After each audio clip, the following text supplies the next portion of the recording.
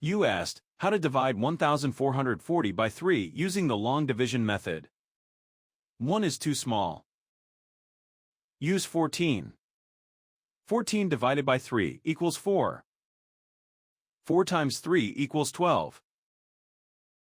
14 minus 12 equals 2. Bring down 4, making 24. 24 divided by 3 equals 8. 8 times 3 equals 24.